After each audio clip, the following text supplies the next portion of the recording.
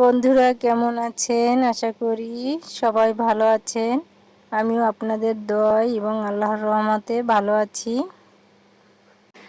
ভাই সৌদি থেকে এসেছে, তো দুটো কার্টুন করে অনেক মাল জিনিস নিয়ে এসেছে।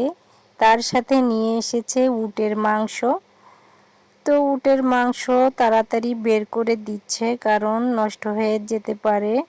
সেই দূর সৌদি থেকে নিয়ে এসেছে।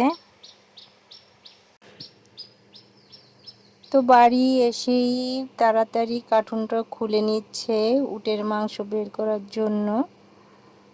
তো দেখা যাক উটের মাংস কতটুকু পরিমাণে নিয়ে এসেছে। আমি এখনো উটের মাংস খাইনি, তো এবারে নতুন রান্না করে খাবো।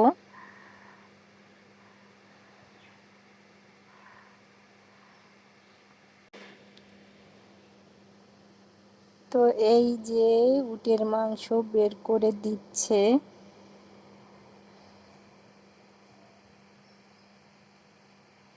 এই যে উটের মাংস। তো বন্ধুরা 5 কেজি উটের মাংস নিয়ে এসেছে।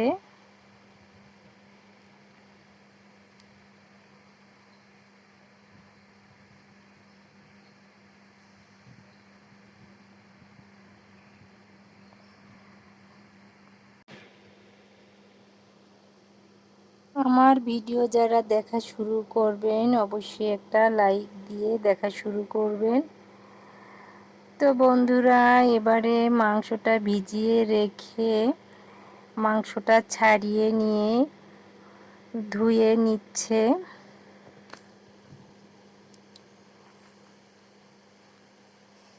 এই দেখেন উটের মাংস ঠিক গরুর মাংস মতোই দেখা যাচ্ছে, তবে খেতেও মনে হয় অনেক মজা হবে। তো মাংসগুলো অনেক বড় বড় ছিল, তাই যে টুকরোগুলো বড় সেগুলি কেটে নিচ্ছে।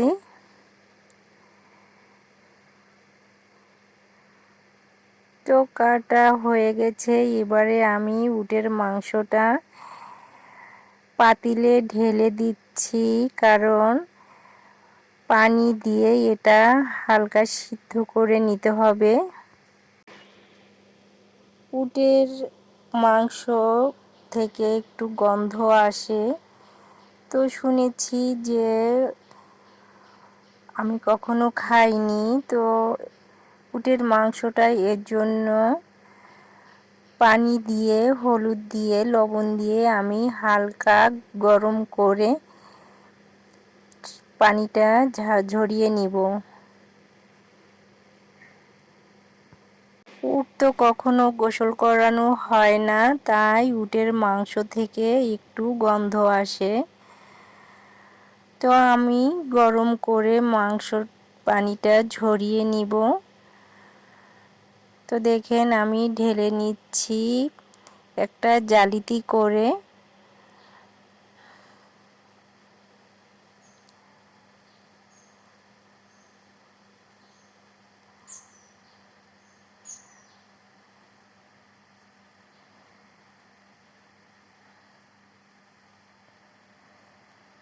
পরে আমি কড়াইয়ে মাংসগুলি দিয়ে সকল প্রকারের মশলা দিয়ে আমি মেখে নিব।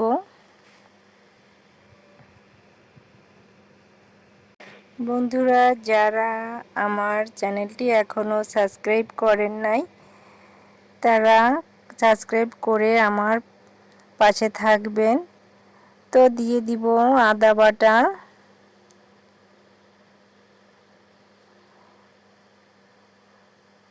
রসুন বাটা,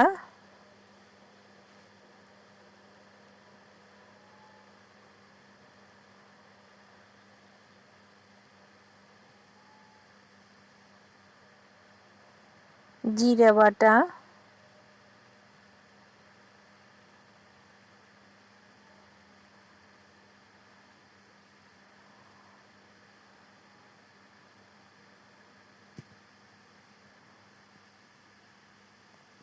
পেঁয়াজ বাটা,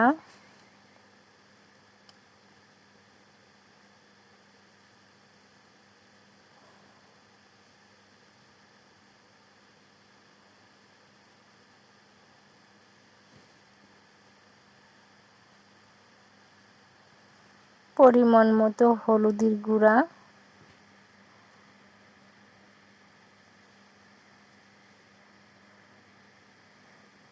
স্বাদ মতো লবণ,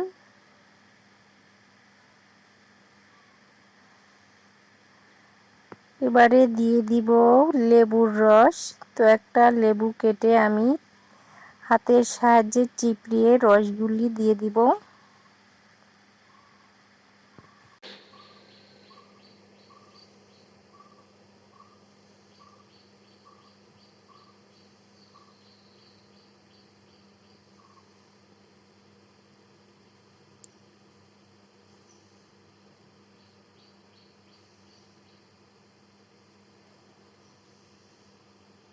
লেবুর রসটা দিলে কিন্তু গন্ধটা থাকবে না।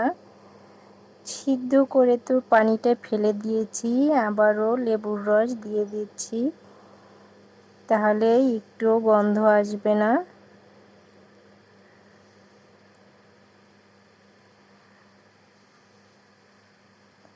দিয়ে দিব পরিমাণ মতো মরিচের গুঁড়া,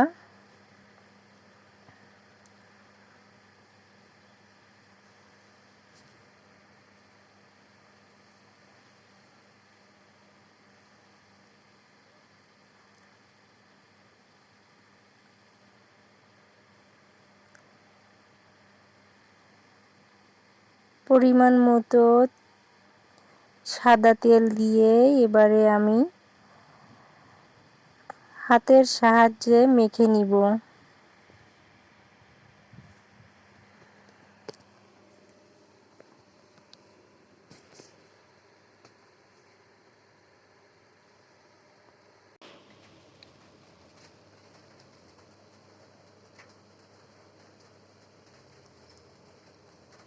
ভালো করে মেখে নিচ্ছি।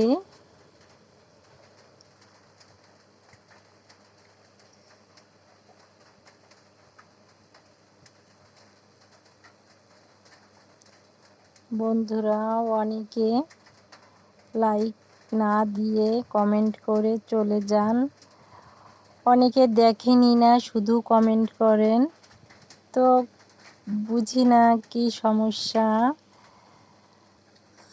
একটা লাইক একটা কমেন্ট আসলে অনেক দূর এগিয়ে নিয়ে যায়। বন্ধুরা, আমিও আপনাদের ভিডিওতে অবশ্যই লাইক কমেন্ট করি, কিন্তু আপনারা করেন না। আমার ভিডিও কি আপনাদের ভালো লাগে না জানি না। তো যদি ভালো লাগে তাহলে লাইক কমেন্ট করে আমার পাশে থাকবেন।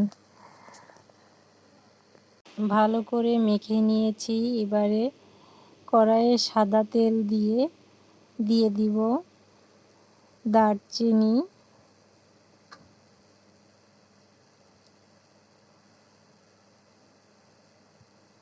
এলাচ,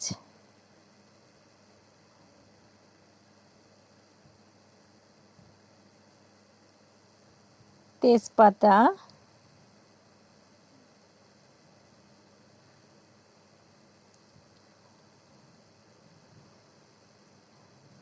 এবারে নেড়েচেড়ে কিছুক্ষণ ভেজে নিব।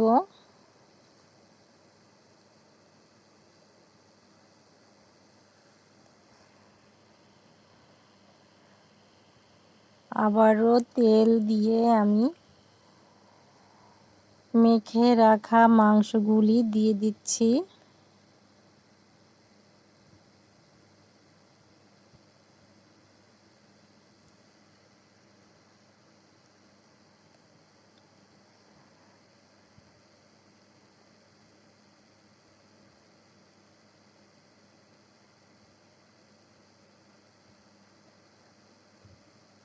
মাংসগুলি দিয়ে আমি নেড়ে চেড়ে কষিয়ে নিব।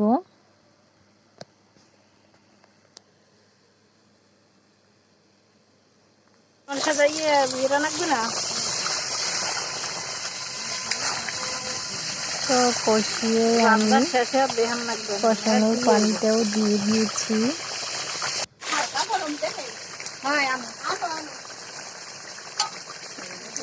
এবার দিয়ে দিব কেটে রাখা আলু। দুটো আলু কেটে আমি দিয়ে দিচ্ছি।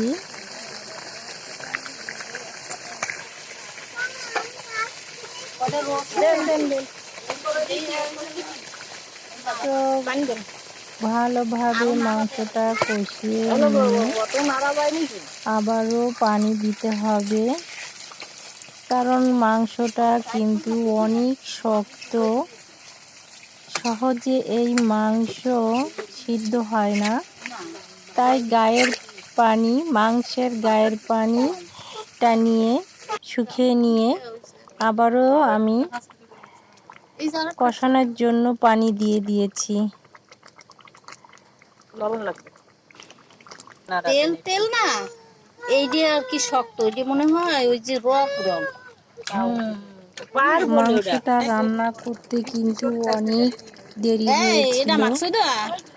তোর মামি তো তোর রান্নাটা হয়ে এসেছে। এই এবারে তরকারি আমি নিয়ে যাতে কিছু নিয়ে আসি। ভাজা জিরের গুঁড়ো দিয়ে নামিয়ে নিব। বন্ধুরা, আমার ভিডিওটা কেমন হলো অবশ্যই কমেন্ট করে জানাবেন। রান্নার কালারটা কিন্তু অনেক সুন্দর এসেছে এবং খেতেও কিন্তু মজা হয়েছিল।